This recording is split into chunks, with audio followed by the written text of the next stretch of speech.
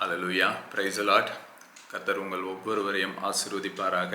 இன்றைக்கும் நாம் மத்தேயு 12ஆம் அதிகாரம் 46ஆம் வசனம் முதல் 50ஆம் வசனம் வரைக்கும் நாம் வாசிக்கலாம். இப்படி அவர் ஜனங்களோடு பேசுகையில் அவருடைய தாயாரும் சகோதரரும் அவரிடத்தில் பேச வேண்டும் என்று வெளியே நின்றார்கள். அப்பொழுது ஒருவன் அவரை நோக்கி, உம்முடைய தாயாரும் உம்முடைய சகோதரரும் உம்மோடே பேச வேண்டும் என்று வெளியே நிற்கிறார்கள் என்றான்.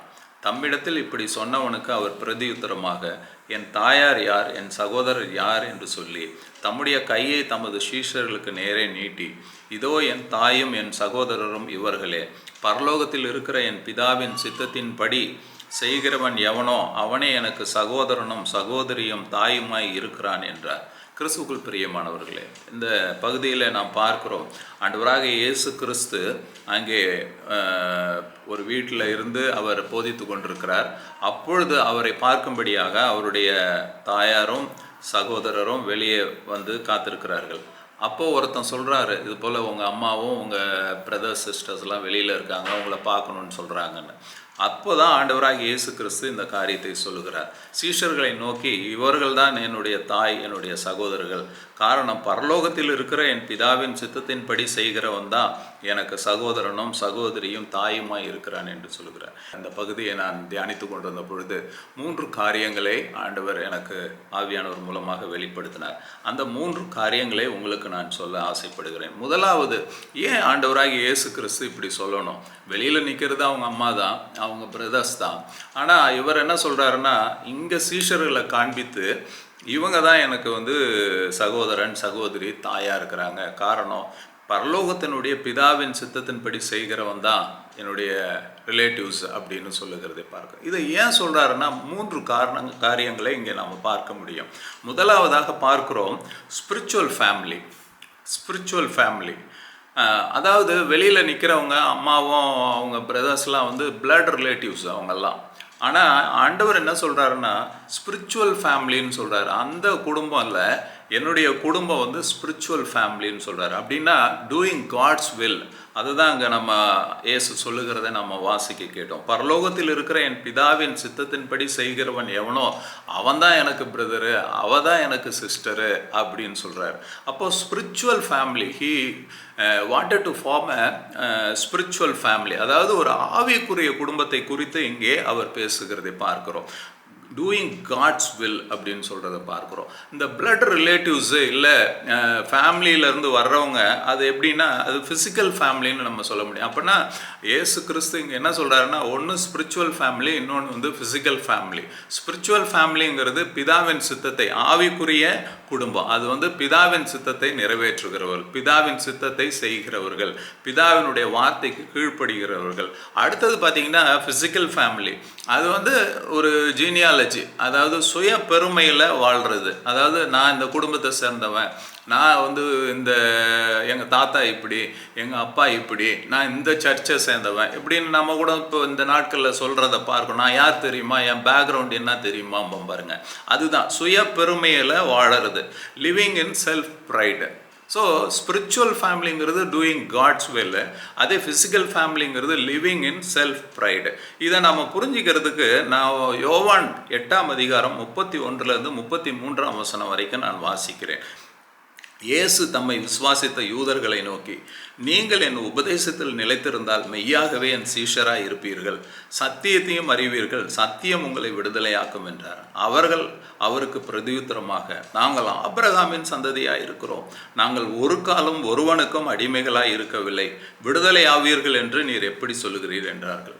பார்த்தீங்கன்னா இதில் நீங்கள் ஈஸியாக புரிந்து கொள்ள முடியும். இங்கே ஆண்டவராக இயேசு கிறிஸ்து யூதர்களுக்கு அவர் என்ன சொல்கிறார், அங்கே சதுசேயர் பரிசேயர்லாம் கூடி இருக்கிறாங்க, அவங்களுக்கு சொல்கிறாரு, நீங்கள் சத்தியத்தை அறிந்து கொள்ளணும், பிதாவினுடைய சித்தத்தை நீங்கள் அறிந்து கொள்ளணும், அதன் பிரகாரம் வாழணும், அப்போ நீங்கள் விடுதலையாய் வாழ்வீர்கள் என்று சொல்லுகிறார். ஆனால் அவங்க உடனே என்ன சொல்கிறாங்கன்னா, நாங்கள் ஆபிரகாமுடைய பிள்ளைகள், ஆபிரகாமினுடைய சந்ததியாக இருக்கிறோம், நாங்கள் யார் தெரியுமா, ஆபிரகாம் சந்ததியார், ஆபிரகாம் ஆண்டவருக்கு பிரியமானவர், எங்களுக்கெல்லாம் ஒன்றும் இது அவசியம் கிடையாது, நாங்கள் எதற்கும் அடிமை இல்லை அப்படின்னு சொல்கிறத பாருங்க. இன்றைக்கு இப்படிப்பட்ட அனுபவங்கள் உங்களுக்கும் எனக்கும் கூட இருக்கும். நான் யார் தெரியுமா, நான் ப்ரீச் பண்ணுறேன், நான் பாடுறேன், நான் பாஸ்டருடைய சொந்தக்காரங்க, நான் அவர் பிஷப்புக்கு வேண்டியவங்க, இப்படிப்பட்ட சுய பெருமை, அதுதான் நான் முதல்லயே சொன்னேன். ஃபிசிக்கல் ஃபேமிலின்னா லிவிங் இன் செல்ஃப் ப்ரைடு. அதாவது ஒரு பாண்ட் கிறிஸ்டியன், நான் கிறிஸ்துவ குடும்பத்தில் எங்களுக்கு 6 தலைமுறையாக நாங்கள் கிறிஸ்தவங்க. ஸோ வாட், ஒன்றும் கிடையாது. ஆவிக்குரிய அனுபவம் இல்லாமல் பிதாவின் சித்தத்திற்கு கீழ்ப்படியாமல் வாழ்ந்து கொண்டிருந்தோம்னா பிரயோஜனம் இல்லைன்னு தான் ஆண்டவர் சொல்கிறார். அதனால தான் அவர் சொல்கிறாரு, இவங்க இல்லை, வெளியில் இருக்கிறவங்க இல்லை, அவங்க வந்து எனக்கு பிளட் ரிலேட்டிவ்ஸு, அவங்க வந்து என்னுடைய குடும்ப சொந்தக்காரங்க தான். ஆனால் ஆவிக்குரிய குடும்பம், என்னுடைய ஆவிக்குரிய குடும்பம்னா பிதாவின் சித்தத்தை நிறைவேற்றணும். ஆபிரகாம் சந்ததின்னு இவங்க பெருமை பாராட்டிக்கிறாங்க. ஆனால் சத்தியத்திற்கு அவங்க கீழ்ப்படிய அங்கே வில்லிங்காக இல்லை, அவங்க அதற்காக தயாராக இல்லை. பாருங்க, அதை தான் சொல்கிறாரு. Spiritual family, we should be in a spiritual family as a church. நாம் கூட இப்போ ஒரு கொஞ்சம் பேராக கூடி நம்ம ஜெபிக்கிறோம் பாருங்க, நாம் ஒரு ஆவிக்குரிய குடும்பமாக இருக்கணும். இங்கே வந்து செல்ஃப் ப்ரைடு இருக்கக்கூடாது. ஃபேமிலி பேக்ரவுண்டு, நான் இந்த குடும்பத்திலேருந்து வந்தேன், நான் இந்த ஊர்லேருந்து வந்தேன், என் குடும்பம் இப்படி, எங்கள் தாத்தா இப்படி, அவர் தான் இந்த சர்ச்சை கட்டினாரு. இல்லை, அப்படி இல்லைங்கிறார் ஆண்டவராகிய இயேசு கிறிஸ்து. Be in a spiritual family. Spiritual ஆவிக்குரிய குடும்பத்தில் நீங்கள் இருக்கணும். அப்படின்னா பிதாவின் சித்தத்தை நீங்கள் நிறைவேற்றணும் என்று சொல்லுகிறார். ரெண்டாவதாக இயேசு கிறிஸ்து இந்த பகுதியில் என்ன சொல்ல வர்றாருன்னா, spiritual exercise. He was talking about spiritual exercise. Those who hears God's word and puts it into practice. அதாவது ஆவிக்குரிய பயிற்சி வேணுன்றார். முதலாவது அவர் என்ன சொல்றாருன்னா, ஆவிக்குரிய குடும்பத்தை பற்றி சொல்லுகிறார். அதாவது நான் ஆபிரகாம் சந்ததின்னு சொல்றதுக்கு ஒன்றும் இல்லை, பிதாவினுடைய சித்தத்தை நிறைவேற்றணும். ரெண்டாவதாக ஸ்பிரிச்சுவல் எக்ஸசைஸ். அப்படின்னா இந்த பிதாவின் சித்தத்தை நிறைவேற்றுறதுனா என்னன்னு சொல்ல வர்றாரு. அதாவது hearing God's word and put it into practice. அதாவது கர்த்தருடைய வார்த்தையை கேட்டு அதை பிரகாரம் அதை நடைமுறைப்படுத்துறது, நம்ம வாழ்க்கையில் ப்ராக்டிஸ் பண்ணுறது. நாம் கூட டெய்லி பாருங்கள், கர்த்தருடைய வார்த்தையை கேட்குறோம், பேசுகிறோம், அது பிரகாரம் நம்ம நடக்கிறோமா, நம்முடைய வாழ்க்கையில் அப்ளை பண்ணுறோமா, அந்த சுச்சுவேஷன் நமக்கு வரும்பொழுது நம்ம அந்த பிரகாரம் வார்த்தையின் பிரகாரம் கர்த்தருடைய வார்த்தையின் பிரகாரம் நம்ம நடக்கிறோமா, அதை தான் பார்க்கணும். அதை புரிந்து கொள்ளும்படியாக யோவான், நீங்கள் அந்த 8ஆம் அதிகாரத்தை அப்படியே வைத்துக்கொள்ளுங்கள், எடுத்துக்கொள்ளுங்கள். 8ஆம் அதிகாரம் 38லேருந்து 40 தொடர்ந்து ஆண்டவராகிய இயேசு கிறிஸ்து இந்த ஆபிரகாம் சந்ததின்னு சொல்கிறாங்க பாருங்கள் யூதர்கள்லாம், அதை தொடர்ந்து அவர் ஒரு டிஸ்கஷன் பண்ணுறாரு. நம்ம அதை தான் வந்து இன்றைக்கு தியானித்து முடிக்க போகிறோம். 8ஆம் அதிகாரம் யோவான் 8:38லேருந்து 40. நான் என் பிதாவின் இடத்தில் கண்டதை சொல்லுகிறேன், நீங்களும் உங்கள் பிதாவின் இடத்தில் கண்டதை செய்கிறீர்கள் என்றார். அதற்கு அவர்கள், ஆபிரகாமே எங்கள் பிதா என்றார்கள். இயேசு அவர்களை நோக்கி, நீங்கள் ஆபிரகாமின் பிள்ளைகளாய் இருந்தால் ஆபிரகாமின் கிரியைகளை செய்வீர்களே. தேவனிடத்தில் கேட்டிருக்கிற சத்தியத்தை உங்களுக்கு சொன்ன மனுஷனாகி என்னை கொல்ல தேடுகிறீர்கள். ஆபிரகாம் இப்படி செய்யவில்லையே. தொடர்ந்து அங்கே ஆண்டவராக இயேசு கிறிஸ்து யூதர்களோடு பேசும்பொழுது அவர் சொல்கிறாரு, நான் வந்து பிதாவினுடைய சித்தத்தை நிறைவேற்ற வந்திருக்கிறேன், ஆனால் நீங்கள் வந்து உங்கள் பிதா சொல்லுகிறதை நீங்கள் செய்கிறீங்க. அதாவது பிசாசை குறித்து சொல்லுகிறார். இந்த உலக காரியங்கள், அதாவது இந்த குடும்பத்தை நீங்கள் எப்படி வாழ்ந்தீங்களோ, எப்படி வளர்ந்தீங்களோ, அது பிரகாரம் நீங்கள் காரியங்களை செய்கிறீங்க. நீங்கள் வந்து பிதா சொன்னதை கேட்கல, கர்த்தருடைய வார்த்தையை கேட்கல.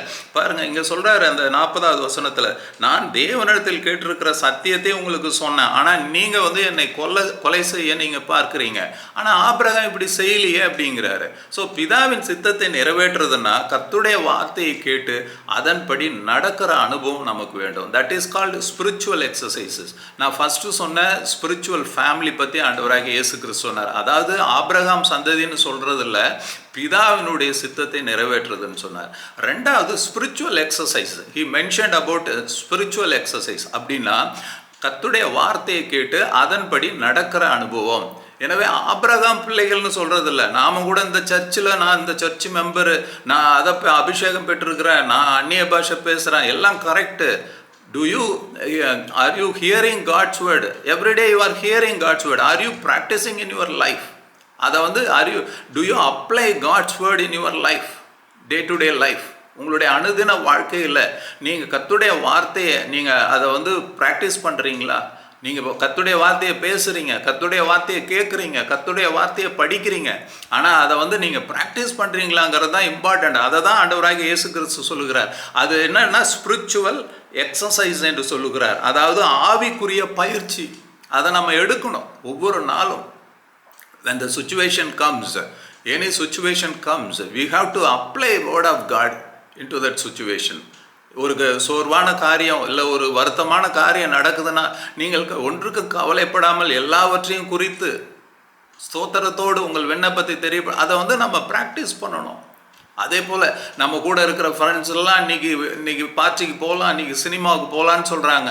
ஆனால் நாம் வந்து இல்லை, நான் கர்த்தருடைய வார்த்தைக்கு விரோதமாக அதை செய்ய மாட்டேன், I will go home and praise God and live for God. அப்படி ஒரு டிசிஷன் நீங்கள் எடுக்கக்குள்ள you are doing that spiritual exercise. அதுதான் வந்து ஸ்பிரிச்சுவல் எக்ஸசைஸ். கர்த்தருடைய வார்த்தையை கேட்டு அதை நம்முடைய வாழ்க்கையிலே கடைபிடிக்கிற அனுபவம், அதை தான் ஆண்டவராகிய இயேசு கிறிஸ்து சொல்ல வருகிறார். எனவே 2 காரியங்களை நம்ம பார்த்துட்டோம். ஒன்று ஸ்பிரிச்சுவல் ஃபேமிலி, 2வது ஸ்பிரிச்சுவல் எக்ஸசைஸ். 3வதாக நாம் பார்ப்போம் spiritual relationship with God established through obedience and faith. அதாவது ஆவிக்குரிய உறவை குறித்து அங்கே ஆண்டவராகிய இயேசு கிறிஸ்து சொல்கிறார். அது எப்படி வரும்னா கீழ்ப்படிதல் மற்றும் விசுவாசம். ஆண்டவருக்கு கீழ்ப்படிகிறது, அவர் மேலே நம்பிக்கை வைக்கிறதுனால இந்த ரிலேஷன்ஷிப் வரணும். we should have spiritual relationship with God through obedience and faith. இதை நாம் புரிந்து கொள்ளும்படியாக யோவான் 8ஆம் அதிகாரம் 41 43 வசனம் வரைக்கும் நான் வாசிக்கிறேன். John chapter 8 verse 41 to 43. நீங்கள் உங்கள் பிதாவின் கிரியைகளை செய்கிறீர்கள் என்றார். அதற்கு அவர்கள், நாங்கள் வேசித்தனத்தினால் பிறந்தவர்கள் அல்ல, ஒரே பிதா எங்களுக்கு உண்டு, அவர் தேவன் என்றார்கள். இயேசு அவர்களை நோக்கி, தேவன் உங்கள் பிதாவாய் இருந்தால் என்னிடத்தில் அன்பாய் இருப்பீர்கள், ஏனெனில் நான் தேவனிடத்திலிருந்து வந்திருக்கிறேன், நான் சுயமாய் வரவில்லை, அவரே என்னை அனுப்பினார். என் வசனத்தை நீங்கள் ஏன் அறியாமல் இருக்கிறீர்கள்? என் உபதேசத்தை கேட்க மனதில்லாது இருக்கிறதுனால் அல்லவா? ஹல்லேலூயா. இங்கே என்ன சொல்கிறார் பாருங்க, அதை தான் சொல்ல வர்றாரு. சரி, நீங்கள் கீழ்ப்படிய மாட்டேங்கிறீங்கிறாரு. நீங்கள் ஆபிரகாம் சந்ததியாக இருந்தீங்கன்னா பிதாவின் சித்தத்தை நிறைவேற்றுவீங்க, அவருடைய வார்த்தைக்கு, ஆண்டவருடைய வார்த்தைக்கு நீங்கள் கீழ்ப்படிந்து நடப்பீங்க அப்படின்னு சொல்கிறார். அது மாத்திரம் இல்லை, சத்தியத்தை, தேவனுடைய வார்த்தையை சொல்லுகிற என்னிடத்துல நீங்கள் அன்பாய் இருப்பீர்கள். நீங்கள் ஆனால் அன்பாய் இல்லைங்கிறாரு. ஏன்னா நான் வந்து சொல்லுகிற வார்த்தையை கேட்டு நீங்கள் என்னை கொலை செய்ய முயற்சிக்கிறீர்கள்ங்கிறாரு. என் வசனத்தை நீங்கள் அறியாமல் இருக்கிறீர்கள். நீங்கள் எங்கள் வசனத்தை நீங்கள் கேட்க மனதாக இல்லாமல் இருக்கிறீங்க. உங்ககிட்ட அதாவது என்ன சொல்ல வர்றாருன்னா, உங்களுக்கு கீழ்ப்படிதலும் இல்லை, நம்பிக்கையும் இல்லைப்பா அப்படிங்கிறார். You don't have any spiritual relationship with God. கிறிஸ்துவுக்குள் பிரியமானவர்களே, எவ்வளோ நாட்களாக நாம் தினமும் காலையில் ஜெபிக்கிறோம், சாயந்தரம் ஜெபிக்கிறோம், உபவாசத்தை ஜெபிக்கிறோம், சண்டே ஞாயிற்றுக்கிழமைகளில் கர்த்தருடைய வார்த்தையை கேட்குறோம், பர்சனல் பைபிள் ரீடிங் பண்ணுறோம், இவ்வளவும் செய்கிறோம். ஆனால் நம்ம வார்த்தைக்கு கீழ்ப்படிக்கிறோமா? கர்த்தர் மேல் நம்பிக்கையாக இருக்கிறோமா? முழு நம்பிக்கையாக இருக்கிறோம். அவர் அற்புதம் செய்வார்னு நம்புகிறோம், ஆனால் அவருடைய வார்த்தையை நம்ம நம்புகிறோமா? இந்த வார்த்தை எனக்கு கிரியை செய்யும், இந்த வார்த்தை எனக்கு விடுதலை கொடுக்கும் அப்படின்னு நம்ம நம்புகிறோமா? நாம் இன்னைக்கு செக் பண்ணணுங்க. அங்கே மத்தேயுவில் நம்ம வாசித்தோம், என் தாயும் என் சகோதரன் இவர்களே என்று சீஷர்களையும் மற்ற ஜனங்களையும், அவருடைய வார்த்தையை கேட்டுக்கொண்டிருந்த ஜனங்களை பார்த்து ஆண்டவராகிய இயேசு கிறிஸ்து சொன்னார். அதற்கு காரணம் அது என்னன்னு கூட அவர் சொல்கிறார். பரலோகத்தில் இருக்கிற என் பிதாவின் சித்தத்தின்படி செய்கிறவன் எவனோ அவனே எனக்கு சகோதரனும் சகோதரியும் தாயுமாய் இருக்கிறான் என்றார். இதில் 3 காரியங்களை நான் உங்களுக்கு, ஆவியானவர் சொன்னதை நான் உங்களுக்கு சொன்னேன். ஃபஸ்ட்டு வந்து ஸ்பிரிச்சுவல் ஃபேமிலி, அதாவது பிதாவின் சித்தத்தை நிறைவேற்றுகிற குடும்பம். நம்முடைய சபை பிதாவின் சித்தத்தை தான் நிறைவேற்றுறோமா, இல்லை சுய சித்தத்தை நம்ம நிறைவேற்றி கொண்டிருக்கிறோமா? சபையில், இல்லை நம்ம குடும்பத்தில், நம்ம தனிப்பட்ட வாழ்க்கையில் நீங்கள் செக் பண்ணிக்கோங்க. நாம் செக் பண்ண வேண்டிய time. The spirit of God wants to check our self. நம்ம வந்து ஒரு செல்ஃப் எக்ஸாமினேஷன் பண்ணுவோம். நம்ம குடும்பம் வந்து ஒரு ஸ்பிரிச்சுவல் ஃபேமிலியாக இருக்கோமா, இல்லை ஃபிசிக்கல் ஃபேமிலியாக இருக்கிறோமா? இந்த சபையை சேர்ந்தவங்க, நான் இந்த பேக்ரவுண்டு, எங்கள் தாத்தா இப்படி, நான் இவ்வளோ பெரிய அபிஷேகம் பெற்றிருக்கிறேன், நான் ஜெபிச்சா பேய் ஓடும், இதெல்லாம் கரெக்டு தான்.